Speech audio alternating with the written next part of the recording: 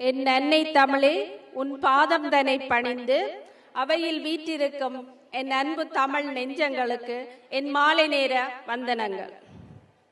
சாகும் போது தமிழ் படித்து சாக வேண்டும் என்ற சாம்பலும் தமிழ் மனத்து வேக வேண்டும் என்ற வரிகளுக்கு இணங்க எமது குழந்தைகளுக்கு நாங்கள் தமிழை கற்பிக்க வேண்டும்.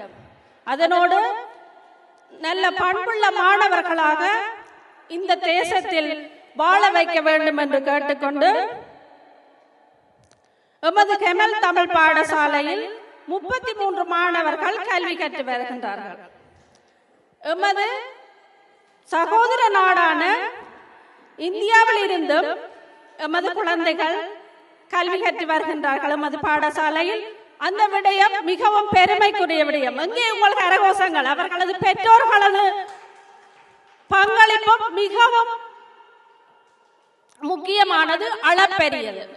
எமது பாடசாலையில் தன்னார்வ ஆசிரியர்கள் தான் கல்வி கற்பித்துக் கொண்டிருக்கின்றார்கள். அவர்களுக்கும் உங்களது பாராட்டுகளை உங்களிடமிருந்து எதிர்பார்த்துக் கொள்கின்றேன். அவர்களின் நன்றி. அவர்களின் பங்களிப்பு மிகவும் அளப்பெரியது.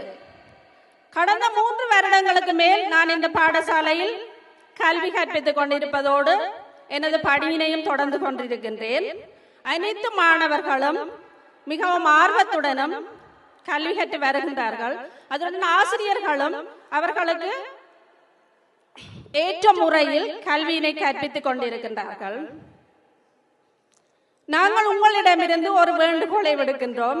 எமது பாடசாலையில் அதிக அளவு மாணவர்கள் இல்லாத காரணத்தினால் இன்னும் உங்களிடமிருந்து தமிழ் மாணவர்களை பணிவன்புடன் எங்களுக்கு அனுப்பி வைக்குமாறு கேட்டுக்கொள்கின்றேன். கடந்த காலங்களைப் போல ஆண்டு விழா கொண்டாட உங்களின் பங்கு அளப்பெரியது. இதனை போல என்றென்றும் எங்களுக்கு உங்களின் அன்பு கரங்களை நீட்ட வேண்டும் என்று அன்புடன் கேட்டுக்கொள்கின்றேன். இன்று இங்கு நடைபெற்றுக் கொண்டிருக்கும் இந்த நிகழ்வில் அனைத்தும் குறுகிய காலத்தில் பயிற்றுவிக்கப்பட்டு அரங்கம் காணப்படுகின்றது. இதற்கு எமது கெமல் தமிழ் பாடசாலையில் கல்வி கற்பிக்கும் மாணவர்கள், பெற்றோர்கள் மற்றும் ஆசிரியர்களின் கடின உழைப்பே காரணம். அவர்களுக்கு எமது மனமார்ந்த நன்றிகள்.